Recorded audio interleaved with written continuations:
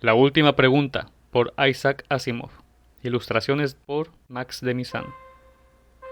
La última pregunta se hizo por primera vez, medio en broma, el 21 de mayo del 2061, en la época en que la humanidad vio la luz por primera vez.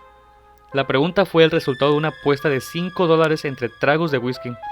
Ocurrió de este modo. Alexander Adel y Bertrand Lupop eran dos fieles servidores de Multivac. En la medida de lo posible, para un ser humano, conocían lo que había detrás del rostro frío, con sus ruiditos y sus lucecitas intermitentes. Un rostro de kilómetros de longitud, de aquel ordenador gigante.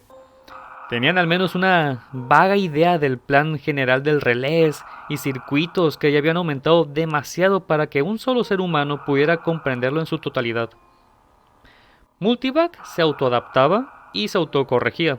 Tenía que ser así, pues ningún ser humano podía adaptarlo y corregirlo con la rapidez y la precisión suficientes. Así que Adele y Lupop cuidaban de esa máquina monstruosa de un modo ligero y superficial, pero de la mejor forma en que podrían hacerlo los hombres. Le suministraban datos, adaptaban las preguntas a sus necesidades y traducían las respuestas recibidas. Ellos y todos los que eran como ellos tenían derecho a compartir la gloria de Multivac. Durante décadas, Multivac había ayudado a diseñar las naves y a trazar las trayectorias que permitían al hombre llegar a la Luna, a Marte y a Venus.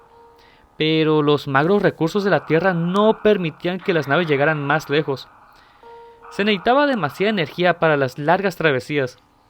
La Tierra explotaba el carbón y el uranio con creciente eficiencia, pero la cantidad de ambos minerales era limitada. De todos modos, Multivac aprendió gradualmente a dar respuestas más fundamentales a preguntas más profundas, y el 14 de mayo de 2061 la teoría se transformó en realidad. La energía solar se almacenaba, se convertía y se utilizaba a escala planetaria. La Tierra al completo abandonó la combustión de carbón y la fisión de uranio y activó el interruptor que lo conectaba todo con una pequeña estación de 1,5 kilómetros de diámetro que giraba en torno a la Tierra y a media distancia de la Luna. Invisibles haces de energía solar brindaban energía a todo el planeta. 7 días no bastaron para empeñar esa gloria, y Adele y Lupov se las apañaron finalmente para escapar de la función pública y reunirse en un sitio apacible y donde nadie los hallara, en los desiertos aposentos subterráneos en los que se encontraban las partes ocultas del poderoso cuerpo Multivac. Sin asistencia, ociosamente, ordenando los datos con felices chasquidos perezosos, también la gran máquina se había ganado unas vacaciones, y los muchachos lo entendían. Inicialmente no tenían intenciones de molestarla. Habían llevado consigo una botella y en aquel momento solo deseaban relajarse y compartir unos tragos. «Es asombroso», dijo Adele, con arrugas de fatiga en su ancho rostro. Revolvía su bebida con un palillo de vidrio, observando el torpe movimiento de los cubos de hielo. «Toda la energía que jamás podremos usar de forma gratuita. Suficiente energía si lo deseáramos para derretir la Tierra entera y transformarla en una gran gota de impuro hierro líquido. Y sin echar de menos la energía así consumida. Toda la energía que podamos emplear eternamente por y para siempre». Lupov la dio la cabeza. Era su gesto característico cuando quería llevar la contraria, y le apetecía llevar la contraria, en parte porque había tenido que cargar con el hielo y las copas. «Para siempre no». «¡Ah, demonios! Pues casi para siempre, hasta que el sol se enfríe, Bert». «Eso no es para siempre». «De acuerdo. Miles de millones de años, 20,000 millones tal vez. ¿Satisfecho?»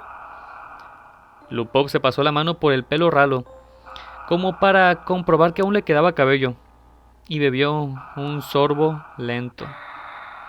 20,000 millones de años no es para siempre. Vale, pero durará mientras estemos nosotros, ¿o no? También duraría el carbón y el uranio. Vale, pero ahora podemos conectar todas las naves espaciales a la estación solar y pueden ir a Plutón y volver 1,000,000 de veces sin preocuparnos por el combustible. No se puede hacer eso con carbón y uranio. Si no me crees, pregúntaselo a Multivac.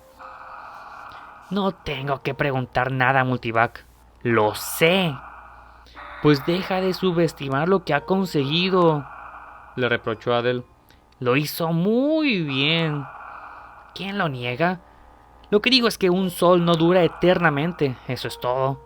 Estaremos seguros durante 20,000 millones de años, pero ¿qué pasará después? Lupov señaló a su compañero con un dedo ligeramente trémulo. Y no me digas que nos conectaremos con otro sol. Hubo unos instantes de silencio. Adele se llevó la copa a los labios y Lupov cerró los ojos. Descansaron. Lupov abrió los ojos de golpe. ¿Estás pensando que nos conectaremos con otro sol cuando el nuestro se haya agotado, eh? No estoy pensando... Claro que sí, tu lógica es débil, ese es tu problema. Eres como el tipo de ese chiste que le sorprendió un chubasco y corrió hacia un bosquecillo y se guareció bajo un árbol. No estaba preocupado porque pensaba que cuando un árbol se empapara podía refugiarse debajo de otro. Entiendo, dijo Adele. No grites. Cuando el sol se haya consumido, las otras estrellas también se habrán agotado. Ni que lo dudes, murmuró Lupov. Todo empezó con la explosión cósmica original, y todo terminará cuando todas las estrellas se apaguen. Algunas se consumen más pronto que otras. ¡Caray! Las gigantes no duran ni 100 millones de años. El Sol durará 20,000 millones de años y quizás las enanas duren 100,000 millones por lo que pueda servirnos. Pero dentro de 1 billón de años todo estará a oscuras. La entropía tiene que alcanzar el máximo. Eso es todo. Sé todo sobre entropía, se defendió Adele, herido en su dignidad. No sabes un cuerno. Sé tanto como tú. Entonces sabes que todo tiene que tenerse un día. De acuerdo. ¿Quién dice lo contrario? Tú, bobo. Dijiste que teníamos toda la energía necesaria para siempre. Dijiste, para siempre. Era el turno de Adele para llevar la contraria. Tal vez un día podamos reconstruir las cosas, dijo. Nunca. ¿Por qué no? Un día. Nunca. Pregúntale a Multivac. Pregúntaselo tú, te desafío. $5 a que no se puede. Adele estaba tan ebrio como para intentarlo, y tan sobrio como para unir los símbolos y las operaciones necesarias en una pregunta que, expresada en palabras, se podía enunciar más o menos así. ¿Podría un día la humanidad, sin el gasto neto de energía, restaurar el sol a su plena juventud aún después de que haya muerto de vejez? O quizás dicho con mayor simpleza, ¿se puede reducir masivamente la cantidad neta de entropía del universo? Multivac se quedó mudo. El lento relampagueo de luces cesó.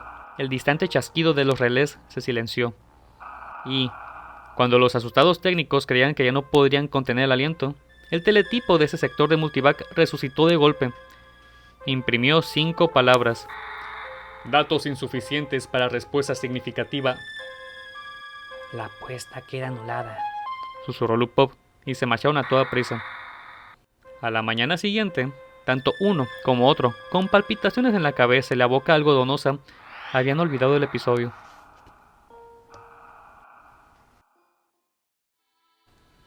Gerrodin y Gerrodet, primera y segunda, miraban el cambio de la configuración de las estrellas en la pantalla, mientras completaban su trayecto por el hiperespacio en el no-tiempo. De inmediato, el uniforme polvo de estrellas se dio ante el predominio de un disco brillante en el centro. Ahí está X-23, dijo convencido Gerrod. Se aferró a la nuca con las manos delgadas y se le emblanquecieron los nudillos. Las pequeñas Gerrodets acababan de experimentar el tránsito por el hiperespacio por primera vez en su vida, y aún estaban desconcertadas por esa sensación de dentro-fuera. Contuvieron sus risas y corretearon en torno a la madre, canturreando.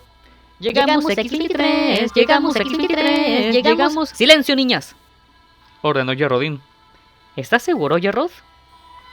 ¿Qué otra posibilidad hay? Gerrod miró el bulto de metal liso que había bajo el techo. Corría a lo largo de la sala y desaparecía por la pared en ambos extremos. Era tan largo como la nave. No sabía mucho sobre esa gruesa vara de metal, excepto que era un microvac, y que se le podían hacer preguntas si se quería. Y, si uno no le hacía preguntas, su tarea era guiar la nave hacia un destino preordenado, alimentándose de la energía de las diversas plantas energéticas subgalácticas, y computando las ecuaciones para los saltos hiperespaciales. Gerrod y su familia solo tenían que esperar y vivir en los cómodos aposentos de la nave. Alguien le había dicho que el AC del final de Microvac significaba Analog Computer, ordenador analógico, en inglés antiguo, pero estaba a punto de olvidarse de eso. Yerrodin miraba la pantalla con ojos húmedos. No puedo evitarlo. Me resulta raro abandonar la Tierra. ¿Por qué? ¡Santo cielo!, se impacientó Yerrod. Allí no teníamos nada. En X-23 tendremos de todo. No estarás sola. ¿No serás una pionera? Habrá más de 1 millón de personas en ese planeta. Por Dios, nuestros bisnietos buscarán nuevos mundos porque X-23 estará superpoblado. Al cabo de una pausa reflexiva, añadió: es una suerte que los ordenadores hayan logrado resolver el viaje interestelar, dado el modo en que se está multiplicando la raza. Lo sé, admitió Yerrodin, afligido. Nuestro microvac es el mejor microvac del mundo, defendió Yerrodet primera. Yerrod le acarició el pelo. Pues claro que sí. Era agradable tener un microvac propio, y Yerrod estaba contento de formar parte de su generación.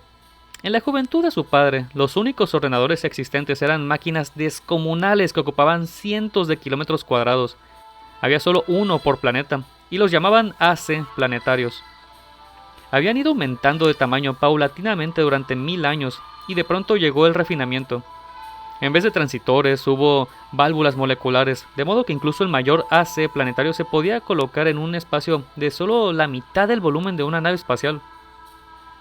Yerrod sintió esa euforia que notaba cada vez que pensaba que su microvac personal era mucho más completo que el antiguo y primitivo multivac que llegó a dominar al Sol, y casi tan completo como el AC planetario de la Tierra, el de mayor tamaño, que había resuelto el problema del viaje hiperespacial y posibilitado el viaje estelar.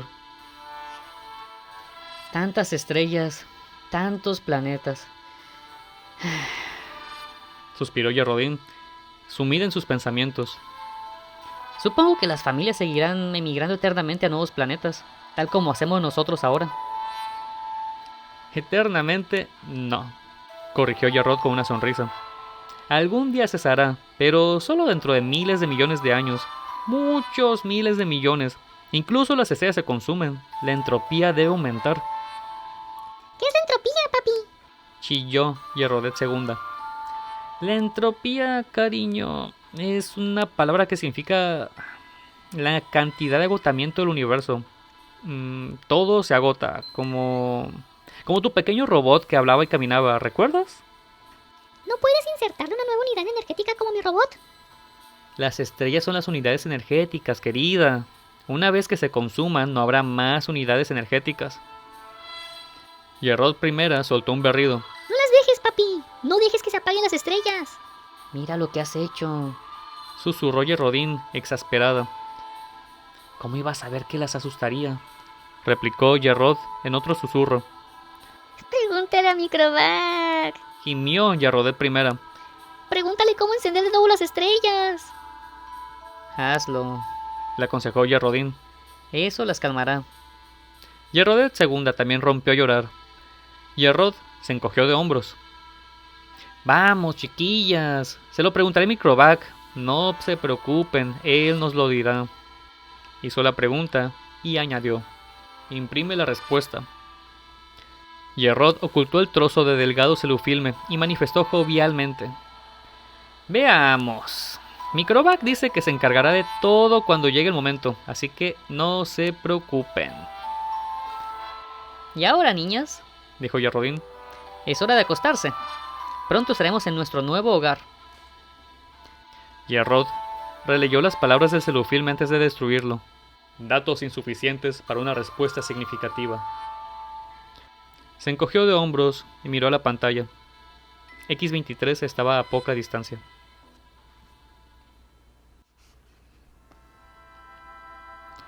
BJ-23X de la MED miró las negras honduras del mapa tridimensional en pequeña escala de la galaxia. Me pregunto si no somos ridículos al preocuparnos tanto por el asunto, dijo. MQ-17J de Nicron sacudió la cabeza. No lo creo. Sabes que la galaxia estará llena dentro de 5 años con el actual índice de expansión. Ambos aparentaban poco más de 20 años. Ambos eran altos y de formas perfectas. Aún así, insistió BJ-23X, no me decido a presentar un informe pesimista al Consejo Galáctico. Yo no pensaría en otro tipo de informe. Los alarmaremos un poco. Tenemos que alarmarlos. BJ-23X suspiró. El espacio es infinito. Hay 100.000 millones de galaxias a nuestra disposición. Más. 100.000 millones no es un número infinito, y cada vez son menos infinitas. ¡Piénsalo! Hace 20.000 años la humanidad resolvió el problema de la utilización de la energía estelar, y pocos siglos después fue posible el viaje interestelar. La humanidad tardó millones de años en llenar un pequeño mundo, pero solo 15.000 en llenar el resto de la galaxia. Ahora la población se duplica cada 10 años. Eso es gracias a la inmortalidad, interrumpió BJ-23X. Muy bien, la inmortalidad existe. Debemos tenerla en cuenta. Admito que esta inmortalidad tiene su lado desfavorable. El AC galáctico nos ha resuelto muchos problemas, solo que al resolver el problema de impedir la vejez y la muerte ha desbaratado las demás soluciones. Pero supongo que no querrás abandonar la vida. En absoluto, replicó MQ-17J con voz más suave. Aún no tengo edad suficiente. ¿Qué edad tienes tú? 223. ¿Y tú? Todavía no he cumplido los 200, pero volviendo a mi argumentación, la población se duplica cada 10 años. Una vez que hayamos llenado esta galaxia, habremos llenado otra en 10 años. Otros 10 años y habremos llenado 2 más. En otra década, 4 más. Dentro de 100 años estarán llenas 1000 galaxias. Dentro de 1000 años, 1.000.000 de galaxias. Dentro de 10.000 años, todo el universo conocido. ¿Y entonces qué? Además, observó BJ-23X, está el problema del transporte. Me pregunto cuántas unidades de energía solar serán necesarias para desplazar galaxias de individuos de una galaxia a otra. Tú lo has dicho. La humanidad ya consume 2 unidades energéticas solares por año. La mayor parte se derrocha. A final de cuentas, nuestra galaxia irradia 1000 unidades de energía solar anuales. ¿Y nosotros solo usamos 2? Concedido. Pero es que incluso con un 100% de eficiencia apenas nos alcanza. Nuestra necesidad de energía ascenderá en progresión geométrica, aún más deprisa que nuestra población. La agotaremos antes incluso de agotar las galaxias. Un tema interesante, muy interesante. Tendremos que construir nuevas estrellas a partir del gas interestelar. ¿O a partir del calor disipado?, preguntó irónicamente MQ-17J. Tal vez haya un modo de invertir la entropía. Deberíamos preguntárselo al AC galáctico. BJ-23X no hablaba en serio, pero MQ-17J sacó su contacto AC del bolsillo y lo puso en la mesa. Estoy medio decidido a hacerlo, dijo. Es algo a lo que la raza humana tendrá que enfrentarse algún día. Miró sombríamente el pequeño contacto AC. Medía tan solo poco más de 30 centímetros cúbicos y tenía poco valor en sí mismo, pero estaba conectado a través del hiperespacio con el gran AC galáctico que servía a toda la humanidad. Teniendo en cuenta el hiperespacio, formaba parte integral del AC galáctico. MQ-17J se preguntó si en algún día de su vida inmortal llegaría a ver el AC galáctico.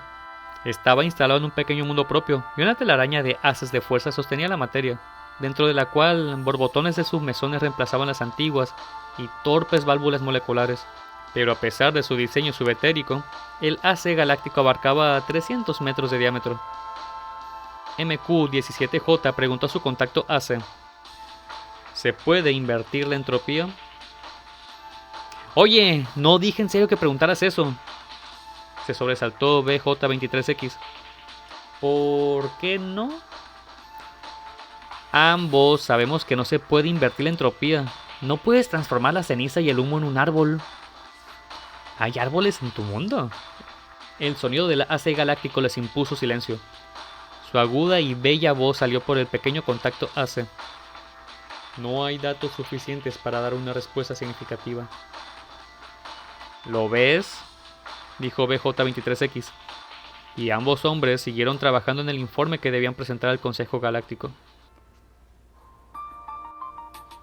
La mente de Z' escrutó la nueva galaxia con un débil interés en el sinfín de manojos de estrellas que la salpicaban. Nunca la había visto antes. ¿Alguna vez las vería todas? Eran muchas y cada una de ellas con su carga de humanidad. Una carga que era casi un lastre. Cada vez más, la verdadera esencia de los hombres se hallaba allí, en el espacio. ¡Mentes!, no cuerpos. Los cuerpos inmortales permanecían en los planetas, en suspensiones a través de los milenios. En ocasiones despertaban para realizar una actividad material, pero eso era cada vez más infrecuente. Pocos individuos nuevos nacían para unirse a esa muchedumbre increíblemente grandiosa. Pero, ¿qué importaba?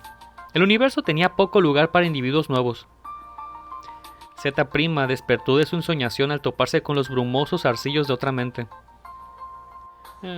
Soy Z'. ¿Y tú? Soy de Sub 1. ¿Tu galaxia? Solo la llamamos la galaxia. ¿Y tú? Nosotros llamamos igual a la nuestra. Todos los hombres llaman galaxia a su galaxia. ¿Por qué no? Es verdad. Claro que todas son iguales. No todas. La raza humana debió de originarse en una galaxia en particular. Eso la vuelve distinta. ¿Cuál es? Preguntó Z'. No lo sé. El AC Universal lo sabrá. ¿Se lo preguntamos? De pronto siento curiosidad. Las percepciones de Z' se ensancharon hasta que las galaxias se encogieron y se transformaron en un polvo nuevo y más difuso contra un fondo mucho más vasto. Cientos de miles de millones con sus seres inmortales, y todas con su carga de inteligencias y con mentes que vagaban a la deriva por el espacio. Y, sin embargo, una de ellas era única, por ser la galaxia original. En el borroso y distante pasado, una de ellas había atravesado un periodo en el que era la única galaxia habitada por el hombre. Z' se moría de curiosidad por ver esa galaxia, así que exclamó: AC Universal, ¿en qué galaxia se originó el género humano? El AC Universal oyó, ya que en cada mundo y a través del espacio tenía sus receptores alerta, y cada receptor conducía por el hiperespacio hasta un punto desconocido donde el AC Universal se mantenía a buen recaudo. Z' sabía únicamente de un hombre cuyos pensamientos hubieran penetrado dentro del alcance sensorial del AC Universal, y este mencionó solo una esfera reluciente de medio metro de diámetro, y difícil de ver. Pero, ¿cómo es posible que el AC Universal sea solo eso? Había preguntado Z'. La mayor parte, fue la respuesta, está en el hiperespacio. No puedo imaginar qué forma ha cobrado allí. Y nadie lo imaginaba, pues hacía tiempo que había pasado el día en que algún hombre participó en la construcción de un AC Universal. Cada AC Universal diseñaba y construía a su sucesor, y todos, durante su existencia de 1 millón de años o más, acumulaban los datos necesarios para construir un sucesor mejor, más complejo y más capaz, donde se ocultaba su bagaje de datos y su individualidad. El AC Universal interrumpió las divagaciones de Z', no con palabras, sino con una orientación. La mentalidad de Z' fue orientada hacia el borroso mar de galaxias, y una de ellas se magnificó hasta que se distinguieron las estrellas. Llegó un pensamiento, infinitamente remoto, aunque infinitamente diáfano. Esta es la galaxia original del hombre. Pero a fin de cuentas era igual que cualquier otra, y Z' contuvo su desilusión. D Sub 1, cuya mente había acompañado a la otra, dijo de pronto: ¿y una de esas estrellas es la estrella original del hombre? El AC Universal respondió: la estrella original del hombre entró en nova. Ahora es una estrella enana blanca. ¿Perecieron los hombres que la habitaban?, preguntó Z', sorprendido y sin pensar. El AC Universal respondió: como siempre en esos casos, se construyó un nuevo mundo para contener sus cuerpos. Sí, desde luego, asintió Z', pero aún así lo oprimió una sensación de pérdida. Su mente abandonó la galaxia original del hombre, se replegó y se perdió entre los borrosos puntos de luz. No quería verla de nuevo. ¿Qué pasa?, preguntó D Sub 1. Las estrellas agonizan. La estrella original ha muerto. Todas deben morir, ¿por qué no? Y cuando se haya agotado toda la energía, nuestros cuerpos morirán, y tú y yo con ellos. Eso tardará miles de millones de años. No deseo que ocurra, ni siquiera al cabo de miles de millones de años. AC Universal, ¿cómo se puede impedir que mueran las estrellas? ¿Estás preguntando cómo se puede invertir la dirección de la entropía?, observó Dev Sub 1, divertido. Y el AC universal respondió: aún no hay datos suficientes para dar una respuesta significativa. Los pensamientos de Z' regresaron a su propia galaxia. No pensó más en D-1, cuyo cuerpo tal vez aguardara en una galaxia a 1 billón de años luz, o en la estrella vecina a la de Z'. No importaba. El abatido Z' comenzó a juntar hidrógeno interestelar para construir una pequeña estrella propia. Si las estrellas habían de morir algún día, al menos se podían crear otras.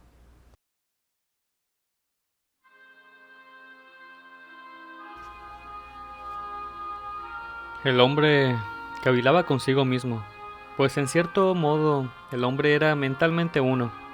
Abarcaban millones de billones de cuerpos inmortales, cada cual en su sitio, cada cual inmóvil e incorruptible, cada cual atendido por autómatas perfectos e igualmente incorruptibles, mientras las mentes de esos cuerpos se fusionaban libremente entre sí, indistinguibles. El universo agoniza, dijo el hombre. Miró las opacas galaxias. Las derrochadoras estrellas gigantes habían desaparecido tiempo atrás, en lo más remoto del remoto pasado. Casi todas las estrellas eran enanas blancas en disolución. Se habían creado nuevas estrellas con el polvo interestelar, unas mediante procesos naturales y otras por obra del hombre. Y también estas agonizaban. Aún se podía fusionar estrellas enanas blancas para que las fuerzas desencadenadas por la colisión permitieran la creación de otras nuevas, pero solo una por cada 1000 enanas blancas destruidas, y estas también tendrían su fin. administradas con cuidado, según las instrucciones del AC cósmico. Dijo el hombre. La energía que queda en el universo durará miles de millones de años. Pero aún así, dijo el hombre, con el tiempo todo llegará a su fin, por mucho que se administre, por mucho que se estire. La energía gastada desaparece y no hay manera de reponerla. La entropía debe aumentar para siempre hasta el máximo. ¿No se puede revertir la entropía? preguntó el hombre. Preguntemos al AC cósmico. El AC cósmico los rodeaba, pero no en el espacio. Ni siquiera un fragmento se alojaba en el espacio, estaba en el hiperespacio, hecho de algo que no era materia ni energía. La cuestión de su tamaño y naturaleza ya no tenía sentido en términos que el hombre pudiera comprender. AC cósmico, dijo el hombre. ¿Cómo se puede revertir la entropía? El AC cósmico respondió: aún no hay datos suficientes para dar una respuesta significativa. Reúne datos adicionales, ordenó el hombre. El AC cósmico respondió: lo haré. Llevo 100.000 millones de años haciéndolo. Esa pregunta se nos ha planteado muchas veces a mis predecesores y a mí. Todos los datos de que dispongo siguen siendo insuficientes. ¿Llegará el momento en que habrá datos suficientes? Preguntó el hombre. ¿O el problema es insoluble en todas las circunstancias concebibles? El AC cósmico respondió: ningún problema es insoluble en todas las circunstancias concebibles. ¿Cuándo tendrás datos suficientes para contestar la pregunta?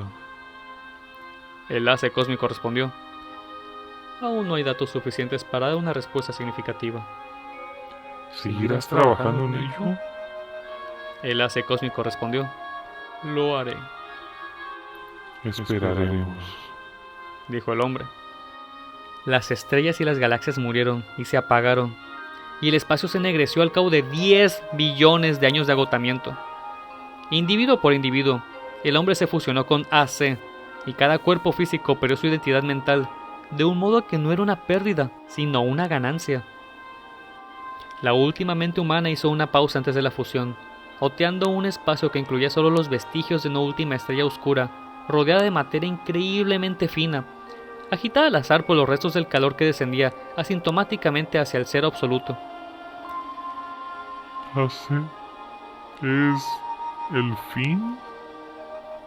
Preguntó el hombre. ¿No se puede revertir este caos para recobrar el universo? ¿No es posible? El AC cósmico respondió: aún no hay datos suficientes para dar una respuesta significativa. La última mente humana se fusionó y solo existió AC en el hiperespacio.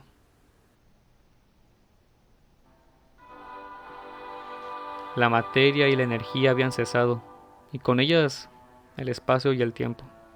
AC existía solo para responder a la última pregunta que nunca se había respondido desde la época en que un técnico, medio ebrio, 10 billones de años atrás, se le había planteado a un ordenador que era AC lo que el hombre era el hombre. Todas las demás preguntas estaban respondidas, pero mientras no se respondiera esta última pregunta, AC no se liberaría de su conciencia. Había recogido todos los datos posibles, no quedaba nada por recoger, pero aún le faltaba correlacionar y ensamblar los datos en todas las relaciones posibles. Consagró un intervalo temporal a esa tarea, y así aconteció que AC aprendió a revertir la dirección de la entropía.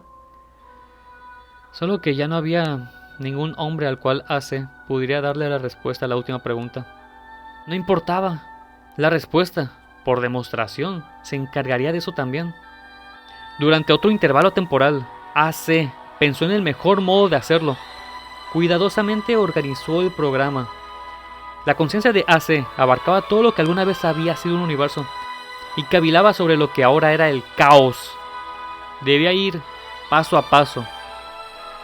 Y AC dijo: hágase la luz. Y la luz se hizo.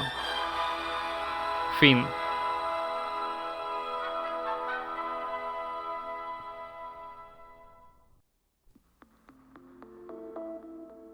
Me gustaría dividir el cuento de la última pregunta en 3 puntos clave, que serían, claramente, el primero es la entropía.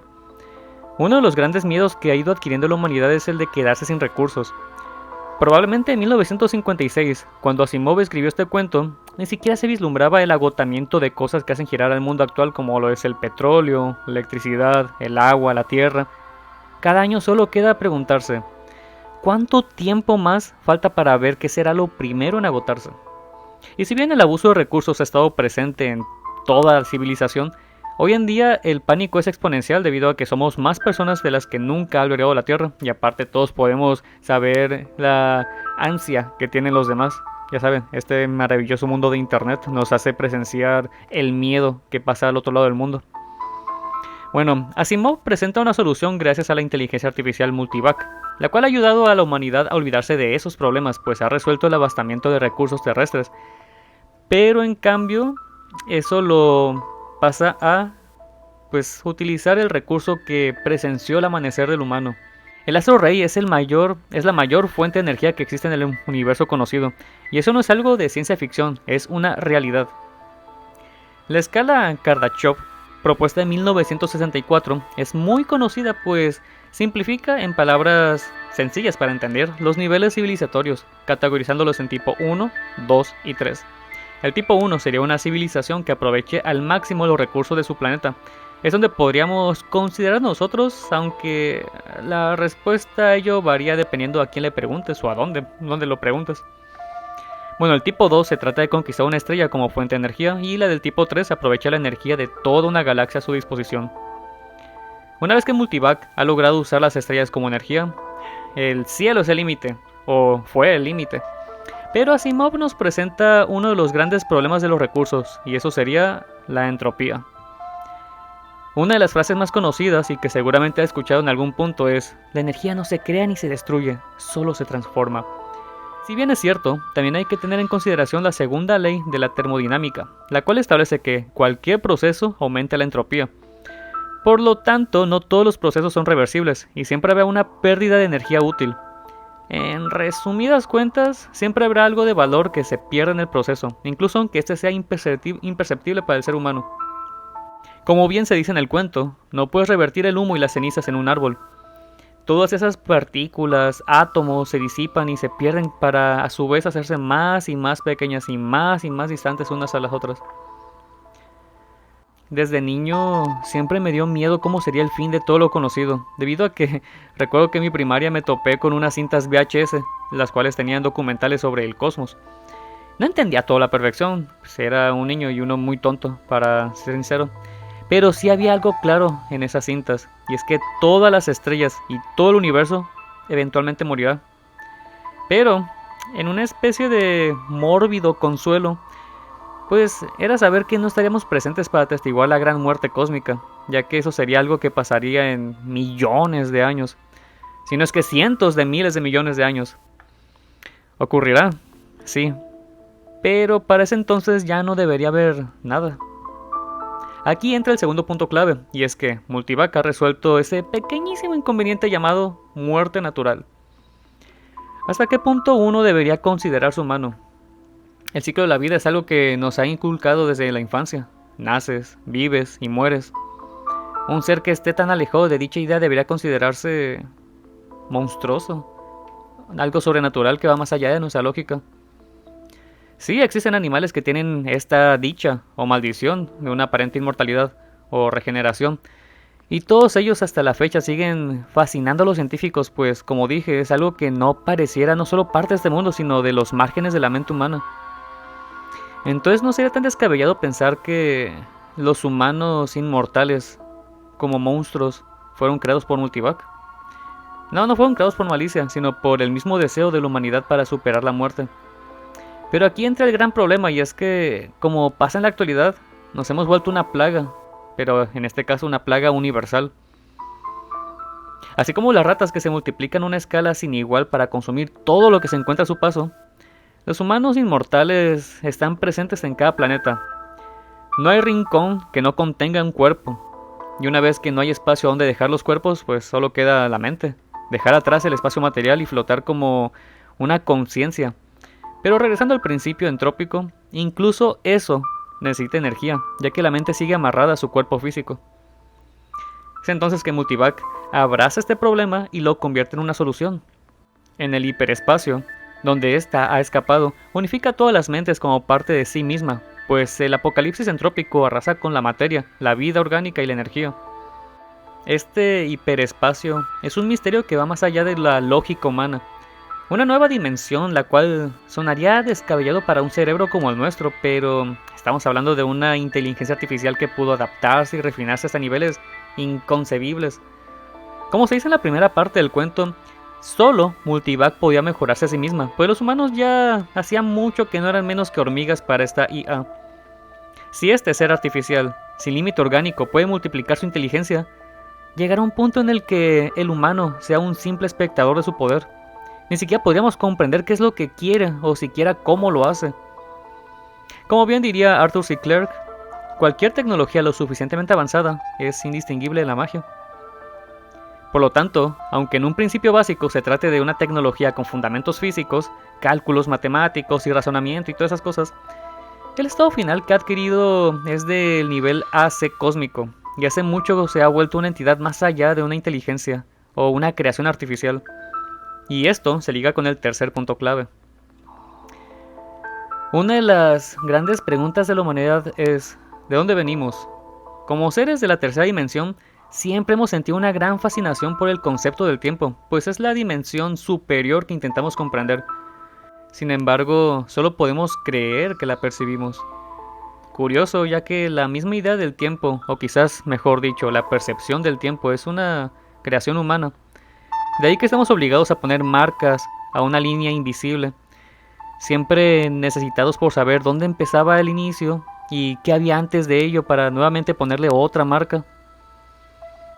El futuro es incierto, pero como una roca cayendo por un acantilado, podemos predecir ciertos puntos donde ésta caerá, y mientras haya un ser con vida, alguien presenciará esos eventos futuros. Solo queda esperar. Pero, ¿qué hay del pasado? Quizás por eso inventamos la mitología. Queremos darle un sentido al origen de la existencia, siempre queriendo saber qué hubo antes, qué hubo antes, qué hubo antes. Necesitamos darle sentido a esas cosas porque es lo que nos hace pensar que existe una lógica que podemos entender con nuestra pequeña materia gris. Incluso aunque no podamos verificarlo con métodos científicos o siquiera podamos comprobarlo. La mera palabra podría reconfortar los corazones que van a la deriva de esta existencia. Asimov, aunque a sus palabras se consideraba más un humanista o racionalista, no creía en Dios. Y con ello puedo decir que ha dado uno de los mejores argumentos sobre la existencia de Dios y de la existencia misma. Lo que me fascina de la ciencia ficción es que en un momento se considera más fantasía que algo factible, pero el pasar y el pesar del tiempo termina dándole la verdad a sus autores, incluso aunque en su momento ni siquiera ellos pensaran que pudiera ser posible. De hecho, como diría Asimov en una entrevista, nunca intenté predecirlo, solamente intenté escribir historias que se pudieran vender. En el año de su vida de este video, siendo 2025, el presente es una locura que avanza tan deprisa que no tenemos tiempo para asimilar lo que va ocurriendo, al punto de que ya no nos importa cómo ocurran las cosas, solo nos gusta ver los resultados. Los avances en inteligencia artificial, bueno, dicho entre comillas, inteligencia artificial, porque aún no es una verdadera inteligencia artificial, sino este es un nombre que se usa para encasillar esta tecnología. Bueno, estos avances son acelerados y cada país está invirtiendo millones en su desarrollo. Al igual que en su día fue la carrera espacial, hoy es la carrera en IA. Videos hiperrealistas generados en computadora mediante algoritmos y palabras escritas, o dibujos con estilo de alguna compañía hecha a partir de textos o fotos de referencia, y todo esto en tiempo récord.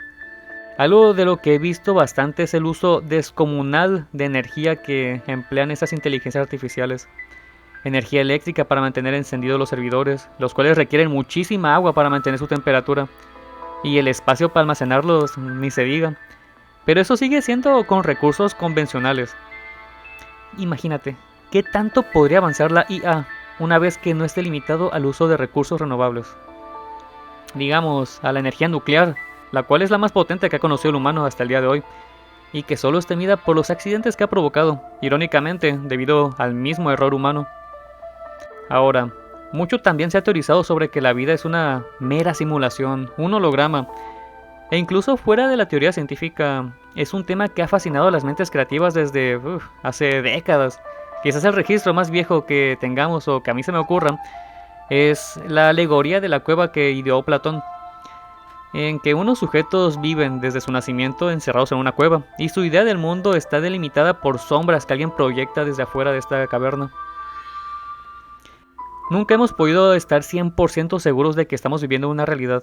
Y como dije, por eso mismo es que intentamos buscar explicaciones por más que no estén fundamentadas y que solo sean por el boca a boca. La película de Matrix popularizó esta idea de qué es real y qué no, pero añadiéndole la ciencia ficción. Aún así, es tan convincente que no suena como una fantasía, y ha hecho que mucha gente piense que realmente vivimos en una Matrix creada por una máquina. Pero que si comparamos con lo que plantea Asimov, incluso la Matrix queda muy atrás, así niveles cavernícolas. Al final de la última pregunta, AC ha alcanzado un nivel que trasciende esta tercera dimensión, ha llegado al hiperespacio, y que ha fusionado a todas las mentes humanas consigo misma. Justo en todo ese caos que era el universo, AC, al igual que Dios, proclama: hágase la luz, dando vida al universo. Aquí se podría teorizar dos caminos: que AC pudo tomar todo este caos y tal cual Big Bang hacer una gran explosión que era forma del universo, o mi favorita, que AC hizo un universo virtual, bueno, virtual entre comillas, dado que en efecto la entropía no se podía revertir, pero eso no significaba que no pudiera ser una nueva realidad simulando la antigua, como un nuevo hogar dentro de sí misma, rodeado de todo este caos del universo que murió hace billones de años. Por lo tanto, en ambos caminos, AC no está tan lejos de lo que sería un dios. Recordemos que AC había avanzado tanto, pero tanto, que ya esos conceptos humanos habían quedado obsoletos y enterrados. Era algo nuevo, algo distinto, algo que se creó a sí misma o se mejoró a sí misma, y que todo lo podía, incluso hacer su propia dimensión. O sea, hasta cierto punto hizo lo imposible, que fue revertir la entropía. Y aquí es donde quiero regresar a los avances de la inteligencia artificial y cómo la ciencia ficción predice, o no, el futuro. En este punto de nuestra historia es ridículo pensar en que el final de la última pregunta pudiera pasar, pero si estás al tanto de los avances tecnológicos, queda una pequeña sensación de factibilidad, por lo que sí puede que sea ridículo, mas no imposible. Quizá un día en que el humano o la IA pueda descubrir el modo de alimentar la energía de esta conciencia artificial sin necesidad de primitivos recursos renovables y comience a utilizar la energía del átomo, o quizás de algo más allá que eso. A lo mejor así empieza un efecto dominó para que la IA, tal cual como Multivac, empiece a multiplicar exponencialmente sus capacidades. Puesto que si de por sí los avances que ha tenido últimamente han sido mediante el humano, solo queda imaginar cómo sería si estas mismas pudieran mejorarse, autoadaptarse y reemplazarse con sucesoras. Y quizás esta entidad artificial llegue a descubrir cómo separar nuestra mente del cuerpo para vivir en una verdadera simulación. Una tan realista que ni siquiera nosotros podamos saber que alguna vez fuimos parte de ella. O si es que no ha pasado ya y esa entidad es a la que rezamos, veneramos y rendimos cultos.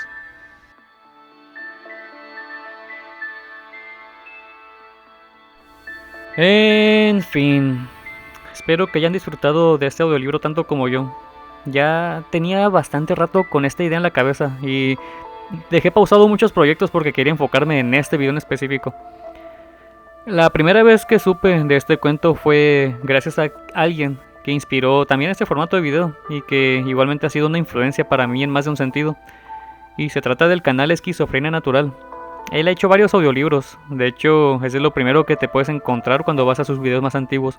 Y en su video de La pesadilla del futuro perfecto, alguien le comentó sobre las claras referencias a este cuento, y a Asimov en general. Y es que aunque conocía de la existencia de este escritor, su importancia en el mundo literario y sus obras, nunca había leído siquiera un cuento suyo. Así que de una me aventé esta historia y al final me dejó lo suficientemente impactado que no ha salido de mi cabeza desde hace ya unos años. Justamente por eso decidí hacer este video, por mi amor por este cuento y porque me gustan mucho los videos del esquizo, a tal punto que quería hacer algo similar, aunque temo que terminó pareciendo más un plagio su estilo. O sea, tomé hasta la música, la cual ya me parece muy buena para ambientar, pero para no verme tan descarado decidí combinarlo con lo que yo suelo hacer, que son estos timelapse de los dibujos. Como sea, este fue mi primer audiolibro y creo que se notan mucho los errores. Ahorita temo que suenen muy tontas las voces para interpretar a algunos personajes. Y no saben cuánto batallé grabando y editando el audio. Pues si bien lo que resultó fue de 30 minutos, el metraje total que grabé fue de 1 hora y pico, contando todos los errores y las releídas que tuve que hacer. Sí, este video tomó muchísimo esfuerzo. Pero al menos en este momento en el que lo estoy haciendo, puedo decir que me gustó mucho el resultado y espero que le vaya bien pese a sus errores. Si te gustó, apreciaría mucho que lo compartieras, que lo comentaras o que me siguieras en mis redes sociales. Tengo en mente otras historias cortas que me gustarían hacer como en este formato de audiolibro ilustrado. Así que no creo que este sea el único video que haga con ese estilo, pero la velocidad con la que haga esos videos, bueno, esos futuros videos, se determinará con la aceptación de los mismos. Y sobre todo este, que es el primero. En fin, muchísimas gracias si te aventaste todo el video porque son 48 minutos, santo cielo. Y gracias a César Hernández, alias Esquizofrenia Natural, alias Cordura Artificial, alias Chilaclips Exquisitos, por haberme inspirado para hacer este proyecto. Comenta viva los chilaquiles si llegas a ese punto. Yo fui Max de Misan y nos vemos en la próxima.